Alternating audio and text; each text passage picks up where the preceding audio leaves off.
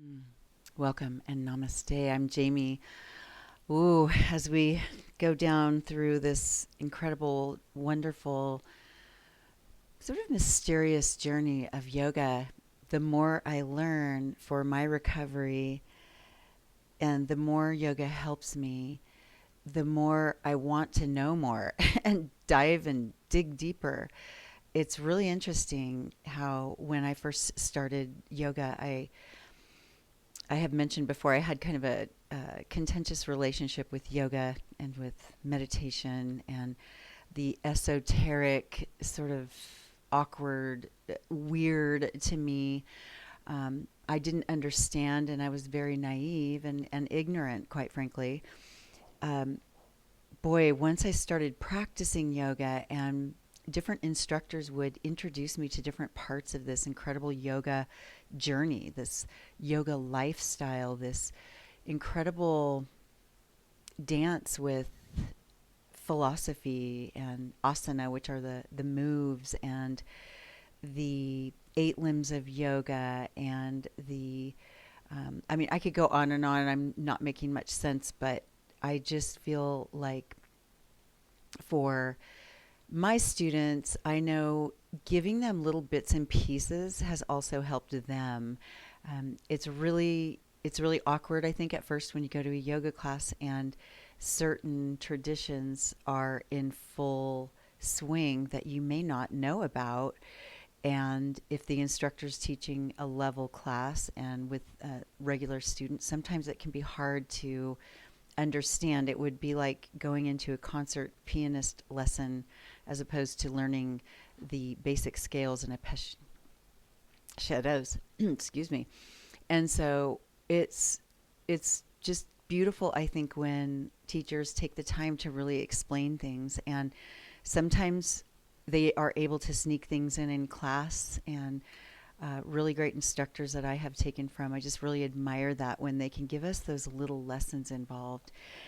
So today I want to talk to you about breathing, and I will mostly speak in Western terms to give this information in a general way, and I'll mention a couple of the Sanskrit terms as well, just so you can kind of see the nuances and then do some deep dives and exploring for yourself, because once we learn specific nuances to enhancing our yoga practice, it's amazing the healing properties that come of that, and how in just a couple months time with a regular practice you can start feeling like, ooh, I get it now. I get it why this breathing is helping me, or how the meditation's starting to actually calm my mind. But I didn't start with a half hour of yoga. I started with 20 seconds, 30 seconds. So let's talk about breathing techniques. I'm going to read again from this little book, Yoga for Recovery, A Practical Guide for Healing.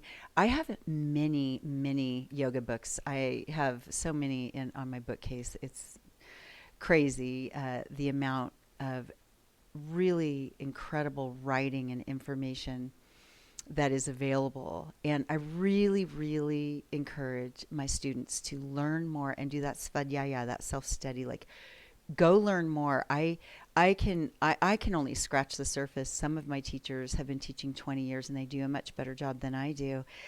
But I think it's incredible to learn a little bit and then go read it somewhere else and have a different instructor teach you, and it's just amazing when it all starts to make sense. So please have a comfortable seat, and I'm sitting up on my yoga cushion and just have my legs crossed, but please, you can lie down and listen. You can sit up, you can sit in a chair if that's more comfortable. And so I will read about breathing techniques. So when you practice breathing techniques, observe your breath with a curious and non-judgmental attitude. You're going to hear maybe some familiar terms today and some familiar breathing practices during yoga, or maybe you've heard them in other exercise classes. However, if you've never heard them before, I just really invite you to listen with some curiosity. And if you've heard them before, see how you may want to take your practice to the next level. So observe your breath with a curious and non-judgmental attitude. Keep any adjustments to your breath gradual and relaxed. And I want to say here as well that if you know, because some people who are coming to yoga have COPD or other breathing challenges, or maybe if you've been sick, just listen to your body. And if you know you're not supposed to hold your breath or inhale fully, or any of these things are uncomfortable, I invite you again just to listen with curiosity, and not to do the breaths if you know that they're not safe for you at this time. Your breathing does not need to be strained, forced, or held. The act of bringing your awareness to the sensation of your breath can have many benefits, and these exercises are intended to expand on that sense of relaxation. I know people have told me, like, I inhaled when I was supposed to exhale, and they get a little stressed out, and then it kind of defeats the purpose of if yogic breathing is relaxing them. So please just do the best you can. And if your inhale's on an exhale or it's just different, please just explore. Breath awareness. Okay, that's where we're going next. Observation of breath is a traditional meditative technique and is one of the most accessible tools to enter awareness of the present moment. This is also utilized during a physical yoga practice, as it helps to keep the mind from wandering too far from the sensations of the body. Again, connecting body, breath, soul. To practice this technique, come to a comfortable position, seated or standing, or lying down. Soften your gaze by letting your eyes rest at a still point, or close your eyes if you prefer. Take a natural breath in and out and focus on it. When possible, breathe through the nose without strain. Count the cycles of your breath from 1 to 10, completing as many rounds as you like. You may also count the duration of your inhales and exhales, as evening evening the length of each breath promotes relaxation. So I'll stop and pause there for just a moment. There are many, many different types of breathing, spacing opportunities. In other words, you might inhale for 2 beats and then exhale for 2 beats. And you may inhale for 3 counts and then exhale for 1. And there are numerous ways to explore. And some of these are really incredible with Yoga Nidra and helping you to sleep, helping you to relax. Again, do your research, find the ones that work best for you. 3-part breath. This is a practice of full belly breathing, which helps us engage the relaxation response within our bodies and a sense of relaxation to our minds. Practice this technique by sitting or standing upright or lying down on your back. Breathe in deeply, filling and expanding the abdomen. Continue inhaling to fill and expand the lungs. Continue even further, drawing the breath into the upper chest and lifting the collarbones. Exhale, releasing the breath from the upper chest, then the lungs, then the abdomen. So imagine that you're filling a jug of water from the bottom to the top on the inhale, belly, chest, collarbones, and then exhaling, collarbones, chest, belly on the way down. Emptying it from the top down. All right, so that's the 3-part, just kind of filling bottom to top and exhaling top to bottom. Next, we'll talk about ocean breath, which it's known in common terms. In Sanskrit, it's called ujjayi breath. And ujjayi is victory over. It translates to victory over, like ujjayi breath. And ujjayi breath is, and again, I failed to mention, I think, in the beginning, which was not good probably, but pranayama is breath, the cycle of life and breath. Next is ocean breath, ujjayi breath. Ujjayi is the Sanskrit term for victory, victory over. So you've conquered this incredible breath. This breathing technique is commonly activated during a physical yoga practice and is known for its audibility. You can hear it. The breath is soothing, rhythmic, and oceanic in quality and sound. Some people say it's like ocean waves. This is performed by sealing the lips and breathing in and out through the nose while restricting the muscles in the back of the throat. The volume and length of the inhales and exhales are even. To get a further sense of how it feels or sounds, open your mouth and exhale while making a sound as if you're trying to fog up a window with your breath. Ocean breath, sometimes referred to as ujjayi breath, mimics the sound and sensation in the throat. However, when we do the ujjayi, we're keeping our mouth closed. So what we do is we breathe in and you sort of restrict the back of your throat, kind of like you're tightening by your epiglottis back there, and you go. And then you exhale.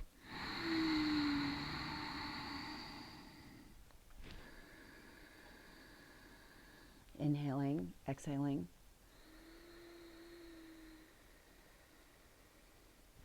And I'm exaggerating so that you can hear through the microphone. It's a very calming, lovely breath. Again, I've had some instructors tell me it's like when you take a balloon and you slowly pull the balloon neck apart to slowly let the air out. And it's that same kind of restriction across the back of your throat.